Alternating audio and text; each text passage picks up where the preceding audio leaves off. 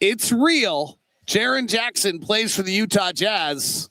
And not only is it real, it's marvelous. Postcast is next. Utah Jazz fall to the Orlando Magic on a well-executed game, 120-117. It was Jaren Jackson's debut tonight. And Ron Boone, the Utah Jazz are an entirely different basketball team with the addition of 26-year-old former Defensive Player of the Year, former All-Star, two-time block champion, Jaren Jackson Jr. Yeah, I think he is special on the offensive end and defense, yes, but a help defensive player mostly, as far as blocking shots is concerned. He's going to help this team tremendously because just think about the Jazz very seldom posted up players. Now they're going to be able to run some different stuff and put him down on the low block sometimes. So let's just talk Jaren Jackson because everything felt different. Orlando doesn't have Franz Wagner, but they're pretty desperate. They played all their starters 35 minutes or more tonight. They are coming after it. They're desperate for wins to get out of the play-in. And the Jazz outscored them 35-21 in the second quarter and then led this game 94-87 as we headed to the fourth and then played the youngsters in the fourth. So let's start on the offensive side. Jackson has 22 points. He goes 9 of 17. He hits 2 of 5 from 3. 5 rebounds, 3 assists, 2 steals.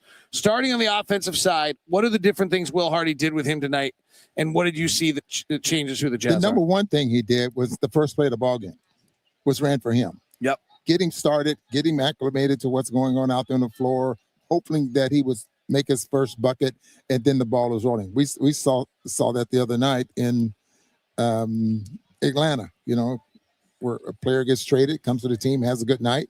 And you saw the same thing with Jaren Jackson. Now, he's going to help this team tremendously. But like I said at the beginning of the ball game, Will's going to have to be creative and have the opportunity to be creative, with a player like this. One thing that Will Hardy does talk about a lot is punishing the switch. And he really liked the way John Collins was able to punish the switch. And what that is you're running Keyonte off someone or running at point guard, and the smaller player switches onto the big. And now you roll your big into the paint for a post up. And John Collins really had his career year last year with the Jazz doing that. Jaren Jackson Jr. should be able to punish switches. Yeah, I don't think there's any doubt, especially from down in the paint. Some teams run cross switches or cross screens. The Jazz are going to be able to do that. And if you switch, then you got a smaller man on the block and the little left-handed hook or the little right-handed hook, the Jazz, they're going to probably be able to score more points in the paint now than they've had all season long. We're watching the replay highlights right now of Jaren Jackson Jr. He throws up a floater left-handed and he hooks right-hander. The talent level on this kid is just astronomical. Yeah, he is going to be special. And again, I know we're hyping on him and we're building him up.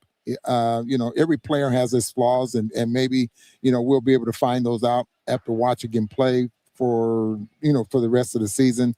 But just the things that he can do for this team and this franchise is going to be special. What was so dramatic to me, and maybe it was the Magic, and we'll see when we play the Heat whether it shows again, but by adding a top, depending where you want to put him, somewhere between 25 and 40 player in the NBA, and maybe you put him higher, but let's just conservatively, I think 95% of people would agree he's between 25 and 40 in the NBA. What that did for everybody else on the floor was really dramatic to me. Spacing is everything in this league, and I think that's exactly what he's going to be able to do. And I keep harping on the fact that you can put him down on the low block. If he passes out of the paint, the Jazz are going to get more three-point shots, uncontested. Now, he does not pass a lot. Then if he doesn't pass a lot, then we'll see. Maybe he passes a lot here. Yeah. Let's rephrase that. He has not passed a lot in Memphis. On his drives, he passes 10% of his drives.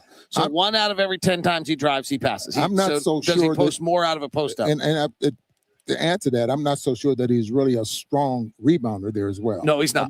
Traditionally, I think last year he averaged like 6 rebounds a game at 6'11". You would think it would be at least 3 or 4 more rebounds a game. But he'll have his moments. But and let's clarify: if he passes and he rebound with all of his other skills at 6'11" that he does, he'd be like one of the 5 best players in the NBA. Yeah. So like you wouldn't get him in a trade. Like there are some, like, because Memphis wouldn't be losing games. Yeah. So there are, I mean, he's not perfect, but his impact was enormous to me on the floor tonight. The 2 plays that jump out to me, Ron, were the first 2 plays of the second half. The guy drives the baseline. Jaren Jackson cuts him off, and he's got I think it was Bencaro, and he's got to throw it to the corner. And then the other one was he blocked a shot. We just haven't had that. We just haven't had anybody. And I put my numbers away, but I think last year players inside 6 feet shot 14 percentage points below their average when he was the closest defender inside 6 feet. Yeah, helping. What I'm getting at is that he's going to be able to help. His help defense in blocking shots is going to be special. The other part of it is what it does for Lauri Markkanen, and we'll continue to talk about that here in just a minute as we continue on today's edition of POSTCAST. The Jazz losing to the Magic 120-117, but the story of the night is the Jaren Jackson and his debut with the Utah Jazz, and he was absolutely fabulous. The Jazz look like a completely different team.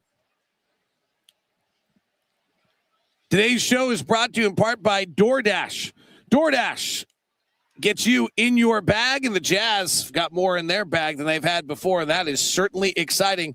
DoorDash can be exciting for you as well. With DoorDash, your season is heating up, and you can get in the bag because every player has their bag. You have yours too. Whether nights when your team stresses you out, DoorDash will be there for post-game therapy. Whether it's late-night interviews hit and you need chips, DoorDash is there for you. Buddies say, hey, pull up in group chat, DoorDash is there for you.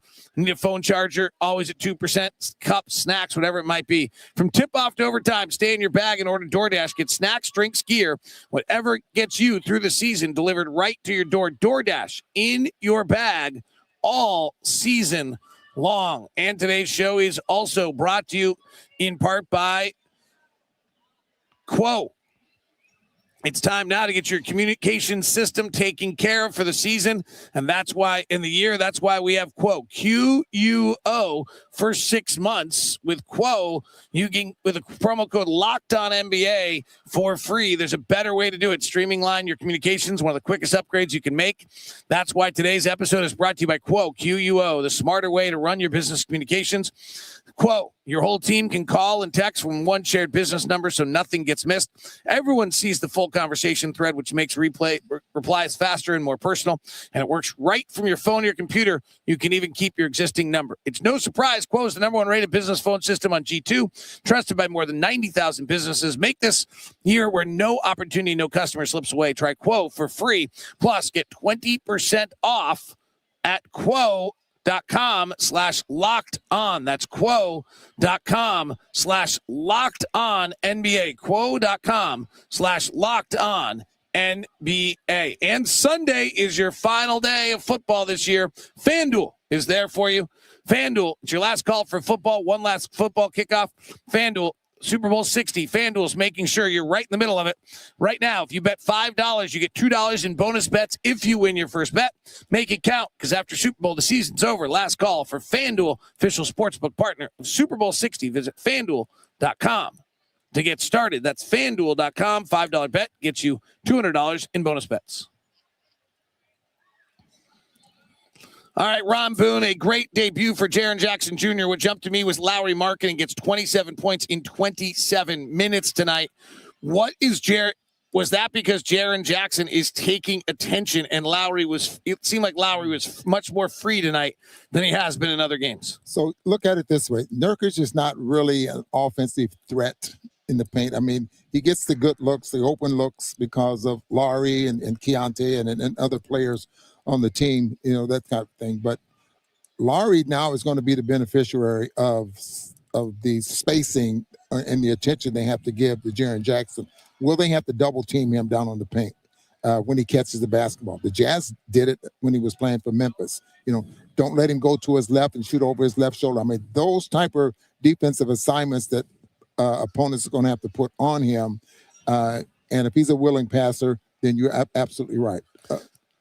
So we've talked offense so far. The biggest number to me of the entire night, other than 120-117 Orlando winning, is through 3 quarters of basketball tonight, the Orlando Magic had 87 points.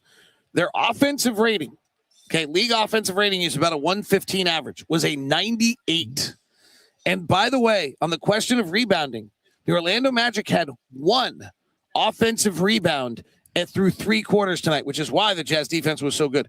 But the Jazz had a defensive rating of a 98, Ron. We have not had a defensive rating sub 100 in any game at any point all year. What does one guy really change the defense? Now this is a particularly bad 3-point shooting team, 28th in the NBA, and so the Jazz took advantage of that and they shot 32% from 3. So maybe it's a little bit of the matchup, but how much does Jaren Jackson just change everything about the Jazz defense? Without a doubt, he's going to change the defense because teams are going to have to be creative and start running different stuff in order to avoid him or whatever it takes. But the big thing here, David, is that if they're you said that this team is not a very good 3-point shooting team. Were the 3-point shots that they got challenged? And but I just think that going forward, Will's going to have the opportunity to be creative, and we'll get a chance to see how creative he can be as a coach. Really, by the way, their final defense number was a 107, but when Jackson was, we'll find out tomorrow what the number is with Jackson on the floor, but I'm pretty certain it was fabulous.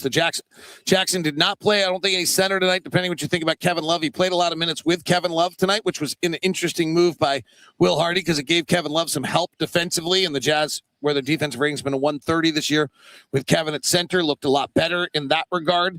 Tonight, Keyonte George did sprain his ankle again, did not return. I don't know when we see Key again. That was not great. He was just kind of jab stepped and it rolled. So it was not that he put his foot on anybody. Conversation with him a little bit yesterday, and he was so excited that his ankle was feeling good because of the treatment that he's been getting around. They do get round the clock treatment and those type of things, and he felt good, running real well. Obviously, he looked good tonight until. There was no one around him when he twisted his neck. It's too bad. Any thought on John Konchar or Vince Williams Jr. and their debuts? I thought Konchar was playing not to make a mistake. Yep. Coming to a different team, and because he was making passes that he probably didn't have to make. He made one pass in transition, and he made it back to whoever was behind him. He'll get the feel of it, and maybe he can get to the point where he can be in a rotation. I did talk to people in Memphis about kind of his game, and the word I got is he actually doesn't like to shoot, and he's not someone who shoots a lot, and he does just move the basketball. So that's a good pickup on your part in the first night. Yeah. Let me this ball game is the fourth quarter. Obviously Will went with the young players. Yeah. Gave them an opportunity to try to finish basketball games, execute your offense and things like that. And then even in the last minute and a half, Will didn't call a timeout. No, he did not. You guys figured out yourself, And we turned it over 7 times in the fourth quarter tonight, which probably was the killer. Yeah. Bryce Sensabaugh back in Orlando could not replicate his masterful night the other night. Collier was good for a while and that kind of petered out there late with the 5 turnovers, but 20 points and 10 assists by Isaiah is nothing to sniff at, and he is just playing in the paint with such control and playing well. All right, Ron Boone, who are your stars tonight? I just was very impressed, and obviously Jaren Jackson gets one. Yeah, first star for Jaren Jackson. I think Collier gets one there as well, okay. and Bailey came on in the fourth quarter, but I wasn't impressed with his game there in the first 3 quarters. And off the bench, Collier for sure. What about Caleb? 3 for 3 and 3 for 3 and 4 for 4 and 6 rebounds in 13 minutes and +7. Yeah, let's do that. Kevin Love gets a star as well tonight. That's got to get a star, right? Yeah, he +7. Yeah, +7. All right, so stars to Markkanen, Bailey. Actually, Markkanen, Jackson, Love, Collier. Jazz fall by 3 to Orlando. The Jaren Jackson era debuts and looks incredible. The excitement is real. Be a part of it. Season tickets are available at UtahJazz.com. We'll be back at home at some point. I think Wednesday and Thursday we get to play at home. They still allow us to do that. We're going to Miami first, though. Have a great one. Thanks for tuning in.